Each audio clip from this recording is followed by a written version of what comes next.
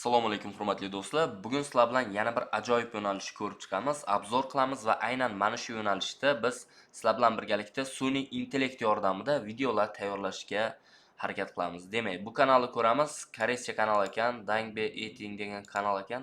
Xo'p, kanal 2022-yil 24-avgustda ochilgan. Ochilganiga 4 yil, 3,5 yil bo'libdi. Jami 7 milliard 400 million prosmotr bor ekan kanalda. Kanalni esa 13 million 900 ming obunachisi bor ekan. Va shorts videolar va mana shu shorts videolardan katta videolar ham yasagan ekan. Mana ko'rishlar mumkin. 3 soat oldin qo'yilgan videosi ham 5600 ta ko'rilyapti. 24 ming, 71 ming, 45 ming va shunaqa holatda mana katta prosmotr olyapti. Endi asosan bu videolar shorts formatda tayyorlangan va shu shorts formatda tayyorlangan videolarni birinchi ko'rib chiqamiz.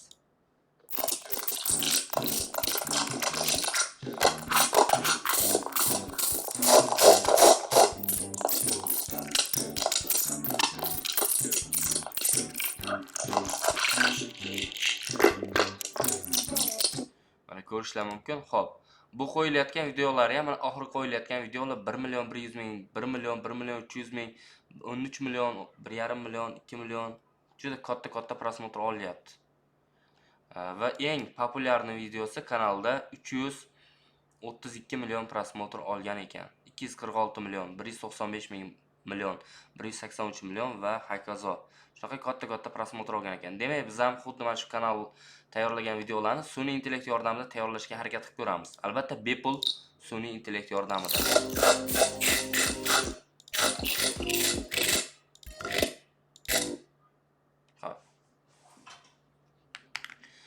Bu uchun ekranni screenshot qilib olamiz. Mana shu qismni screenshot qilamiz mana.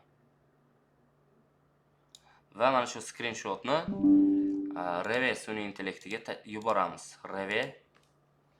Reve'ga kiramiz va Ctrl V ni bosdim. Endi aytaman, bu yerda ko'rishinglar mumkin. Emojilar bor, lab bir tekstda emas. Rasmni to'g'rilab olamiz. Rasmdan yozuvlar va emojilarni olib tashla. Lab yopiq va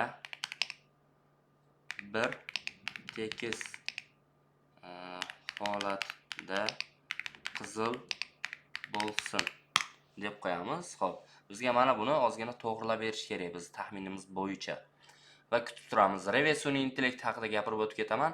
Agarda yangi Google akkauntdan Reve sun'iy intellektidan ro'yxatdan o'tib kiradigan bo'lsangiz, bir kunda 20 taga yaqin bepul mana shunday rasmlar tayyorlashingiz mumkin. Bir kunlik limit shunday. Agarda oylik tarifini sotib olmoqchi bo'lsangiz, oylik tarif to'lovi $20. Hozirda $19. Va $19 ga juda ham ko'p rasmlar yaratishingiz mumkin. Aytishingiz mumkin, ChatGPT dan yaratsang bo'ladi deb. Yo'q. Bu ChatGPT dan ko'ra rasm yaratishda aqlliroq bo'lgan sun'iy intellekt. Hop. Realistik chiqsin. Lab teksturalari bir tekis bo'lsin. Biroz bu ham mana xato kamchiliklari bor. Teksturalar to'g'rilaymiz hozir. Mana bunda realistik turibdi, bunda unday emas. Bo'yalgani bilan unchalik chiroyli chiqmagan. Ya'ni mayda detallarga ham ozgina e'tibor qaratamiz.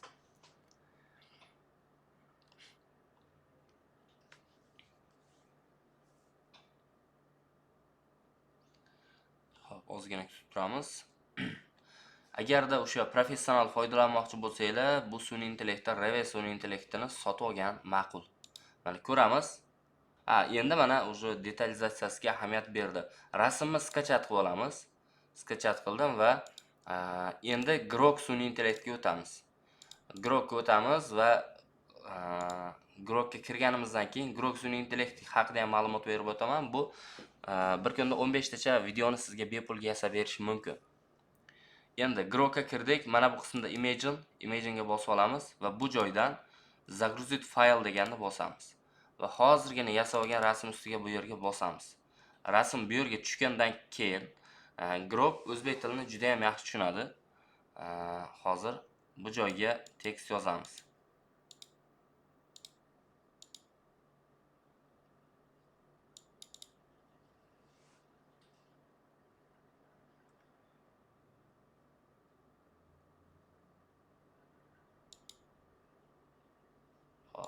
yoki mana buni yaxshi yuklamadi. Yukladi. Xo'p. Xo'p, bo'ldi. Tortib mana yuklab oldi. Endi qiz qo'lida tikonli kaktusni og'ziga soladi va chaynab yeb yuboradi. Realistik asmir ovozlar bilan deb yozamiz. Va mana shu promptni saqlab qo'yamiz o'zimiz uchun. Promptni beramiz. Endi kutib turamiz. Xo'p, menda hozir Grokni $30 tarifi videolarni 720 formatda yaratib berishga imkon beradi va 10 sekundgacha bo'lgan videolarni yasab beradi.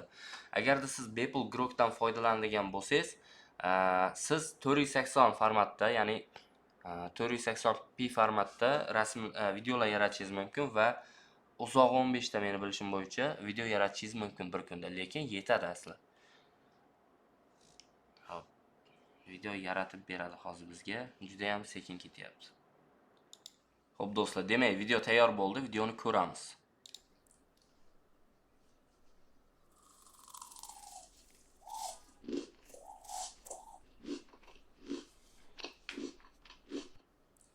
Oy. Tikon deyapti.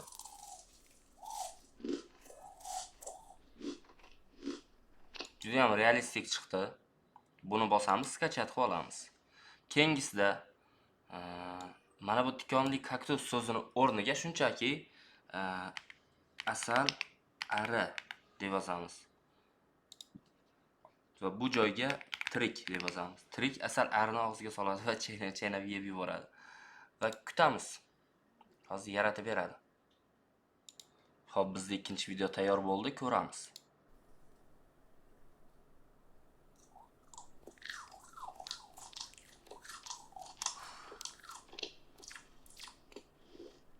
Unchalik realistik o'xshagan chiqmadi, lekin bo'ladi. Endi mana shu joyga trik qora katta o'rgimchak deb yozamiz va kutib turamiz. Xo'p, navbatdagi video tayyor bo'ldi, ko'ramiz. O, qimirlab turibdi. Voy, qimirlab turibdi. Voy. Xullas, bu videoni ham mana skachat qilib olamiz. Bo'ldi, mana 3 ta videoni skachat qilib oldim. Shunchaki CapCut dasturiga kiramiz va dasturga kirganimizdan keyin sozdat proyekt qilamiz. Importirovat va mana oxirgi 3 ta videoni import qilamiz bu yerga. Tikon, keyingisi asalari, uchinchisi o'rgimchak va сопряжение сторонda 9:16 format. O'zi shunda ham short formatda chiqibdi. Biz mana bu joyga 3 ta personajlar rasmini qo'yib qo'yishimiz kerak. Demak, bittasi mana shu tikon bo'ladigan bo'lsa, tikonli joydan screenshot olaman. Ikkinchisi asalari bo'ladigan bo'lsa, asalarli joydan screenshot olaman. Xo'p. Keyingisi qora o'rgamchak bo'ladigan bo'lsa, o'rgamchakli joydan screenshot olaman mana. Screenshot oldimda, endi uchalasini shunday nimaga kirdim mana, Revay sun'iy intellektga kirdim. Uchala rasmni tashiyman. Xo'p, hozirgi screenshotlar qayerga tushdi? Boshqatdan bir marta screenshot qilar ekanman, qayerga tushganini bilmay qoldim shuni. Eksportirovat. Hop.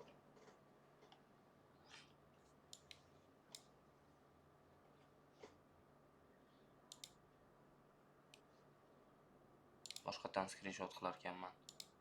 Shu yerga men belgilamagandim. Vibro papki, hop, export. O'rgamchakni eksport qilib oldim, hop. Hop, buni ham eksport qilib olaman.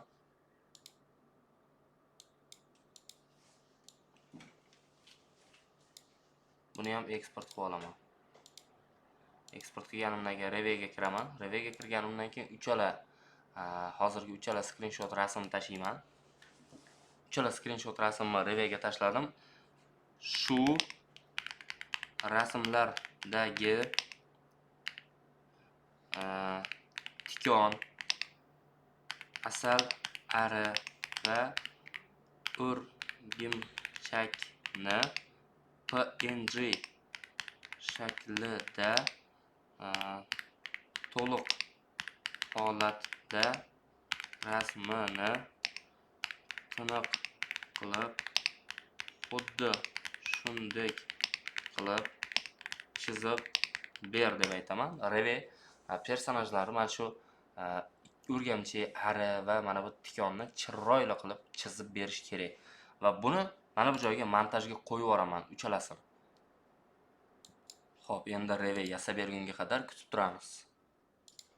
Xo'p, mana bizni rasmlarimizni yaratib berdi va endi mana fonsiz formati, ari fonsiz formati skachat qilib olaman. Keyingisi o'rgimchak, buni ham skachat qilaman va o'rtada tikon. Davay yarat. Kaktus. Kaktusni chizib beradi hozir.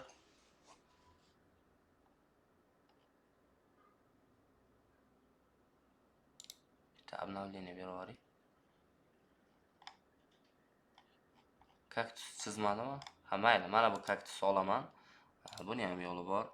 Srazu CapCutga kiraman, importirovat qilaman va mana shu 3 ta rasmni tashlayman bu yerga. Tashlaganimdan keyin birinchi o'rinda kaktusga kaktus qo'yaman mana. Birinchi.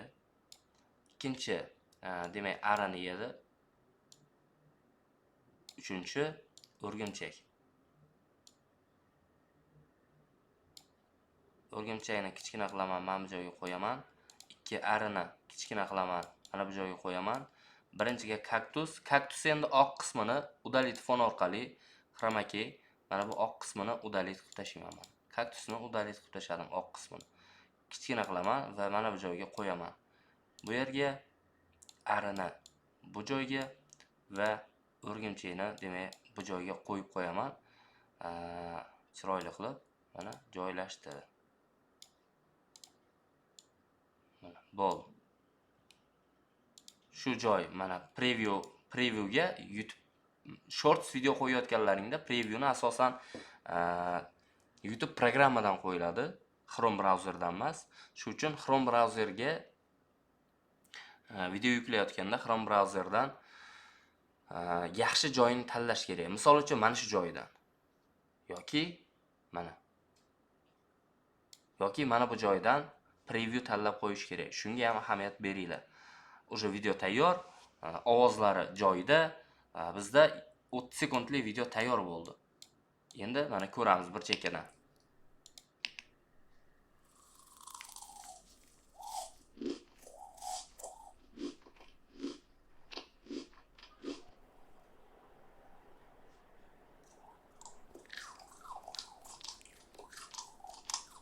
Video tayyor bo'ldi. Xohlasanglar bunga ko'proq narsalar yedirib, buni bemalol mana bu joygacha yana ham ko'tarib, mana bu joyga ko'tarib, mana bu obyektlarni xuddi shu shaklda yana ozgina qo'shib ko'tarib, yana qo'shimcha obyektlar qo'shsanglar bo'ladi.